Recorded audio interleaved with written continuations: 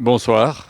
Je le disais, la fédération monégasque a vécu une très belle année 2023 et ce sur tous les points. C'est vrai que ça a été une année chargée et puis une année particulièrement, je dirais, faste.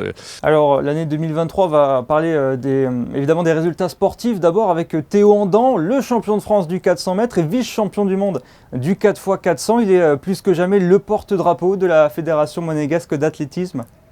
C'est vrai qu'il a été, je dirais, merveilleux à Budapest. D'abord, il a participé à ce relais 4x400 mixte et il en a été, je dirais, un des éléments, je dirais, fondamental.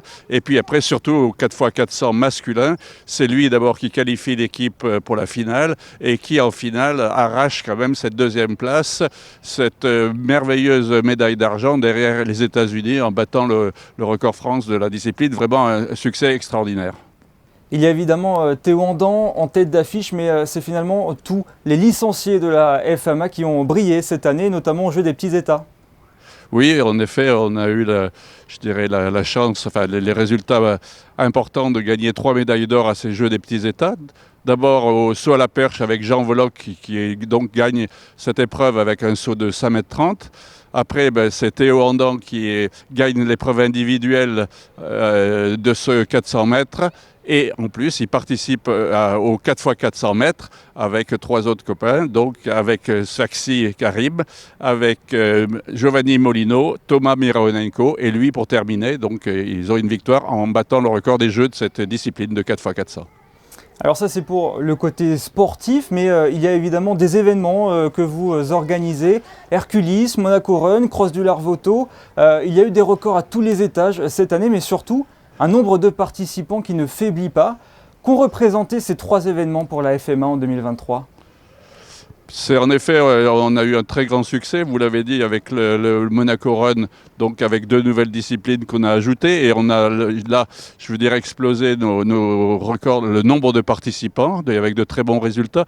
Sur le résultat sportif, bien entendu, je pense qu'il faudrait parler de Jimmy Gressier qui bat le record d'Europe du 5 km. Je crois que c'est quand même un résultat exceptionnel.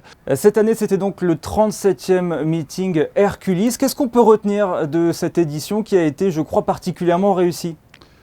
Je crois que l'événement majeur exceptionnel, ça a été le record du monde par Faith Kipyegon sur le mile.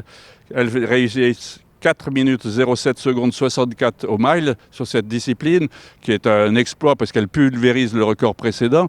Et derrière elle, elle attire tout un lot d'athlètes qui ont fait des résultats exceptionnels, aussi bien pour avoir des championnats d'area, de région, c'est-à-dire de continent, que des records nationaux, puisqu'on est content d'avoir 6 records continentaux, mais aussi 9 records nationaux entre cette épreuve, le 5000 mètres des hommes ou le 3000 steeple des hommes. Je crois que c'était vraiment un très bon cru. Alors, j'imagine que cela fait quelques temps déjà que vous préparez 2024. C'est une année olympique. En quoi est-ce différent des autres années ? Une année olympique, c'est toujours une année difficile. Difficile au niveau athlète, pour recruter les athlètes, parce que bon, certains veulent faire des choix de stage. En plus, ils ne sont plus encadrés par des fédérations, mais ils sont encadrés par un comité olympique avec lequel on a moins de relations. Donc c'est vrai que c'est tous les jours une année un peu plus difficile. En plus de cette année olympique, il y aura aussi les championnats d'Europe à Rome. Donc c'est vrai que c'est pas facile, mais il y a beaucoup d'athlètes et beaucoup seront, je dirais, contents de venir 3 semaines avant les Jeux olympiques, enfin la partie athlétisme des Jeux olympiques, seront contents de venir, je dirais, se préparer, faire les derniers réglages sur la piste de Monaco. Pour 2024, y aura-t-il des nouveaux événements en principauté ou des nouveautés sur des événements déjà existants ? Alors là, déjà, on a prévu quelque chose de tout nouveau, en effet. C'est sur notre Monaco Run, donc du 10 et 11 février. On va faire la course en 2 fois. Le samedi, on va reconduire notre City Trail comme on l'avait fait l'an dernier, mais on va y ajouter maintenant un trail du Montagel, c'est-à-dire que les sportifs, quand ils auront fait la partie monégasque de leur trail, ils continueront jusqu'à la Turbie et le tour du Montagel. Et je pense que cette course, qui à mon avis va vraiment être pour les plus aguerris, parce que c'est 30 km et 30 km quand même avec un beau dénivelé, et je pense que ça sera costaud. Alors on a parlé évidemment des résultats sportifs, de toute la résonance internationale.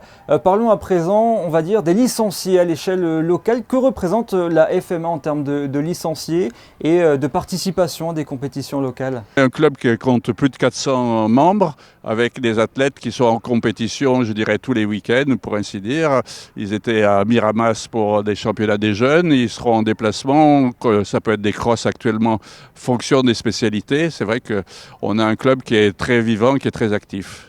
Merci beaucoup Jean-Pierre Chebel d'avoir été avec nous et on vous souhaite évidemment beaucoup de réussite pour 2024. Je vous en remercie.